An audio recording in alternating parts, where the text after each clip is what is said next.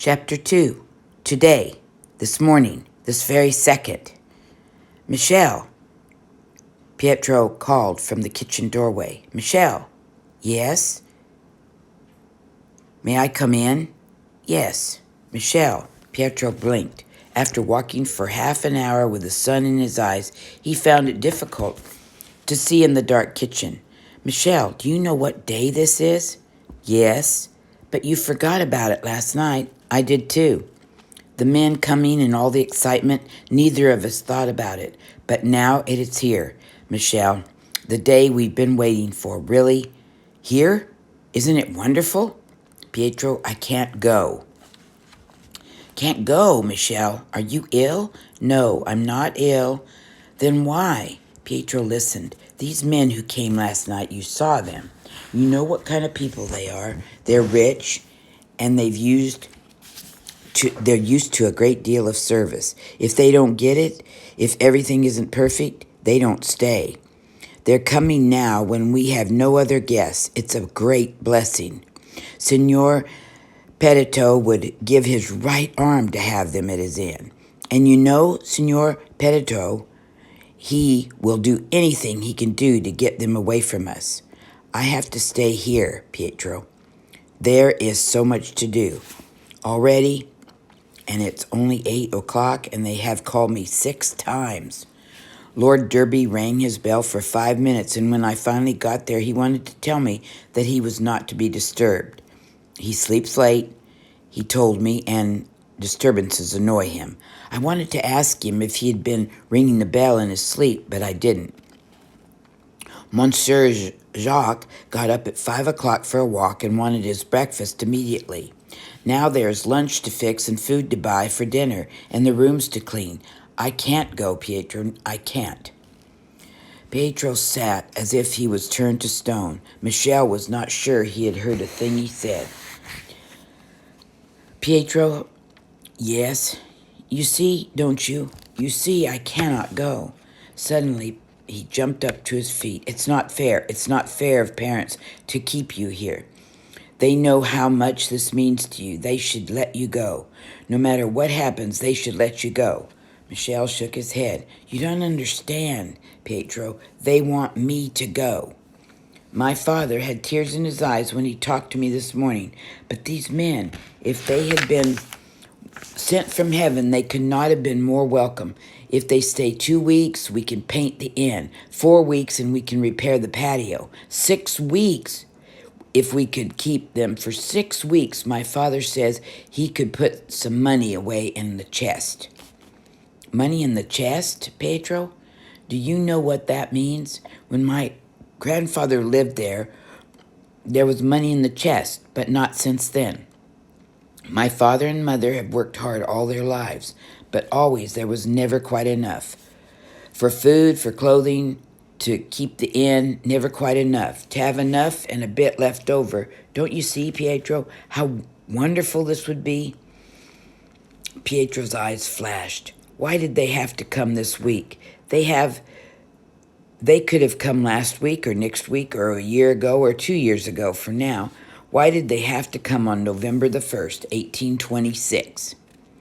We are 14 years old, Michelle, and in all these 14 years, there is only 1 week when we can go to Naples. 6 months ago, Salio said to us, the first week in November, I go to Naples.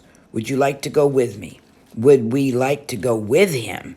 It is something we have dreamed about all our lives, and since Salio asked us to go with him, we haven't talked or thought about anything else. Who knows what we'll get when we'll ever get another chance? How many people on Capri have ever been to Naples? Has my mother? No. Has my father? No. Has your mother and father? No. Yes. When? They were born there. Pietro nodded. If they are poor and live on Capri, there are 2 ways to get to Naples. You can be born there, or you go there with Salio. Perhaps Salio will go again. Go again? Pietro laughed. He has not been there for 10 years, and he goes now only because his sister is getting married. Maybe he has another sister, Pietro nodded. Another sister named Margarita? Then perhaps Margarita will get married and he will go again. Fine, splendid. We will wait for Margarita's wedding. She is beautiful and everyone loves her. There is only one thing wrong. Wrong? Yes, there's one thing wrong. On her last birthday, yes, on her last birthday. Go on.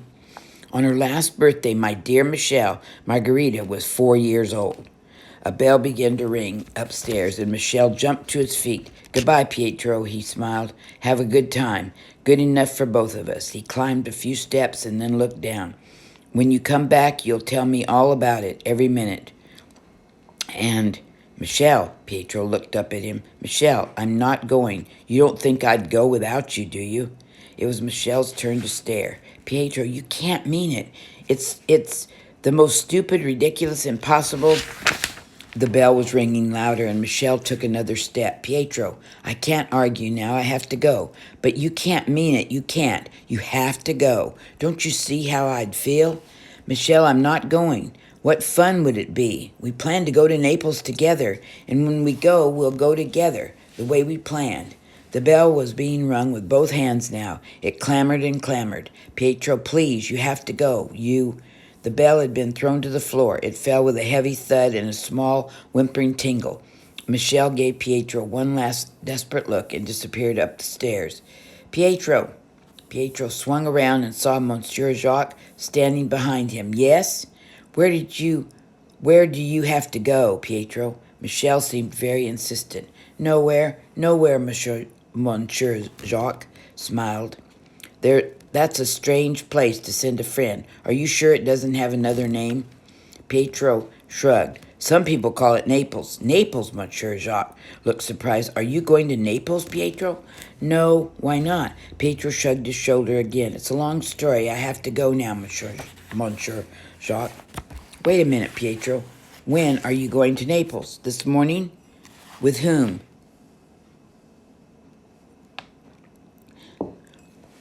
Salios, and really, I have to go, Monsieur Jacques. With Salio and Michel? Pietro nodded. And now Michel isn't going? Pietro nodded again. Why not? Please, Monsieur Jacques. Michel isn't going because we're here. Is that right, Pietro? Pietro's eyes flashed. You shouldn't have made me tell you, he cried. I didn't want to. I know you didn't want to, but this is a serious thing, a trip to Naples. How long have you planned it? About 6 months. 6 months, and now suddenly it's off? And all because of us? He sat down on the bottom step and pushed his cap off his forehead. I know how you feel. I know because I remember my first big trip. My family lived in a little village 50 miles from nowhere. He smiled. You see, I had a nowhere too, Pietro, and its other name was Paris. Paris! Whenever I said the word, it was as if the whole orchestra were playing. It made me feel wonderful inside, just thinking about it. It made me feel rich and full and well juicy. Then, one day, my uncle had to go to Paris, and he took me with him. It was wonderful. No trip I'll ever take, as long as I live, will be as wonderful as that first one. You see how I feel, making you and Michel miss this chance?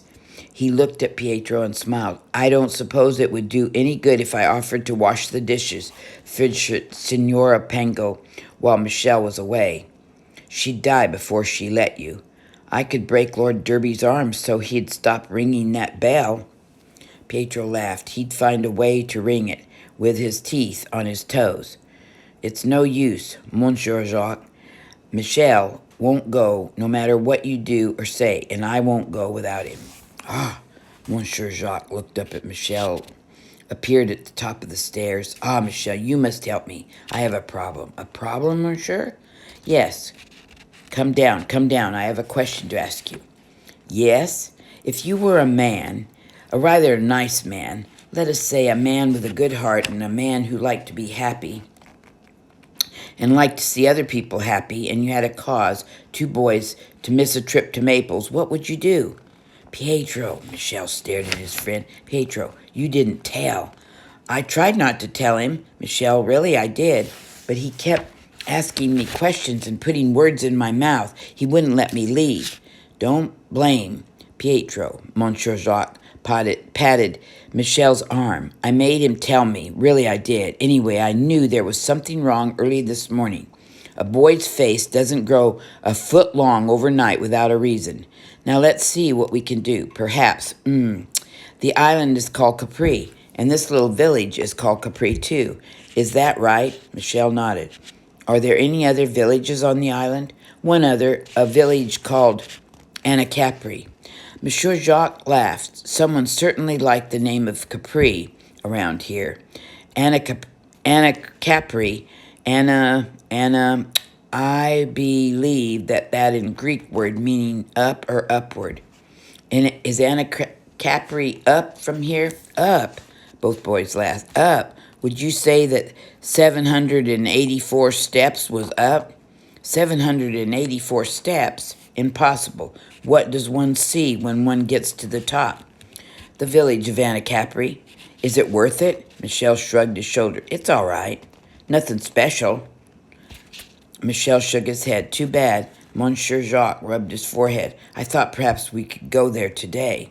Monsieur, Michel hesitated. Monsieur, I'm afraid you don't understand. I can't leave the inn today. Naples, Anacapri, it doesn't matter. But if you went to Naples, you would be gone a week. This would be only part day. Michel shook his head. Even for part of a day, it is impossible. My father needs me here at the inn. Really, monsieur, I am needed? He isn't being unreasonable.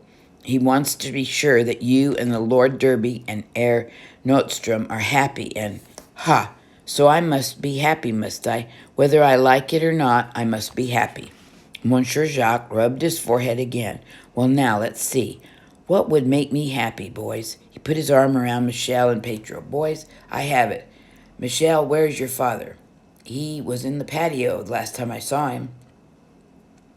Good. Wait here. I'll be back in a few minutes. As Monsieur Jacques left the kitchen, Michel stared up the stairs, 2 steps at a time. Come on, he waved to Pedro. Come on, quick. We can see and hear everything that goes on in the patio from the upstairs window. Hurry, I want to know what he's going to do. The 2 boys leaned on the windowsill. Michel was right. Monsieur Jacques' word came up through the window as clearly as if he were talking to them instead of to Signor Pengo. Pengano. Signor Pengno? Yes, monsieur, you were right. Right? He looked pleased. It was nice to be told that one was right, especially by someone who wanted to please. Yes, Monsieur Jacques? Yes, you were right. You said last night that this was a quiet little village, half asleep in the sun. You were very right. You like our village, monsieur? Signor Pengo beamed. No. The smile faded from Signor Pengo's face. You are not pleased with it, monsieur? Not pleased a bit. On second thoughts, I don't think you were right after all. You said the village was half asleep. Look again. Look again. It is not asleep. It is dead, absolutely impossibly dead, and I am bored. I am sorry, monsieur. Signor Pengo, your being sorry does not help me. In fact, it makes me more bored than ever. I like gay, happy people around me. I am bored with dead villages and sorry people. I think I shall leave tomorrow. No, tonight. I shall leave tonight. Oh, monsieur, I'm sorry. I mean, really, monsieur, isn't there anything I can do? Do? What is there to do? This place is all right for the Lord Derby, who thinks out only of beauty. He can go around all day and be perfectly happy. And Herr Nordstrom, he sits with his nose in a book all day. He could be in a cave and not know the difference. But I, Signor Pengo, I must have some excitement. What is there to do around here? You have not seen the island, monsieur, or the village of Anacapri, up 784 steps, all hewed out of rock. It is wonderful, monsieur. There is nothing like it elsewhere in the world. Just think of it. 784 steps. I don't want to think of it. It makes me tired just saying the number. Climb 784 steps? What do you think I am, a goat? A goat? That's it, a goat. I never thought of it before. Capri is a Latin word meaning goat. No wonder everything around here is named Capri. One must be a goat to live here, Signor Pango. The men who discovered this place realized that. The island of Capri, the village of Capri, Anacapri, Capri, everywhere one turns. But I, Signor Pango, I'm not, thank you heavens, a goat, and I am not being a goat. I see no reason to spend any more of my time here on the massive rocks. There is the water, monsieur. Do you like to swim? Had God wanted me to climb mountains, Signor Pango, he would have given me hoofs. Had he wanted me to swim, he would have given me fins. There are boats, monsieur. Boats? Yes, boats. Perhaps you would like to sail around the island. It is beautiful, I assure you. People come from all over the world just to make the trip. Surely you would not want to leave without seeing it. Well, could I get a sailboat for you, monsieur? Signor Pango said eagerly. There is one on the island for hire. I have my own boat, thank you, but you could not sail it alone. That is right. I would need some help. I could get someone to help you. Could you? For the first time since the whole conversation, Monsieur Jacques gave Signor Pango an encouraging glance. Could you? Someone who knows the waters? Someone who spent a great deal of time on the beaches? There's Ricardo. Ricardo? A fisherman? I hate fishermen. They smell of fish. That is true, monsieur. Signor Pango tried to look patient. Then there is Gilio. Gilio? A sailor? I hate sailors. But, monsieur, I said, I hate sailors. Very well, monsieur. Let's see, there is. I have it. The very one. Not a fisherman? No. Not a sailor? No.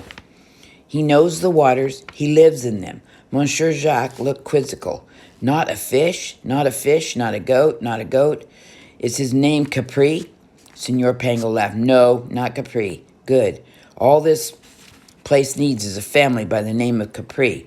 I can just hear it. This is Signor Capri, who lives in the village of Capri, on the island of Capri. Every morning he goes up to Anacapri.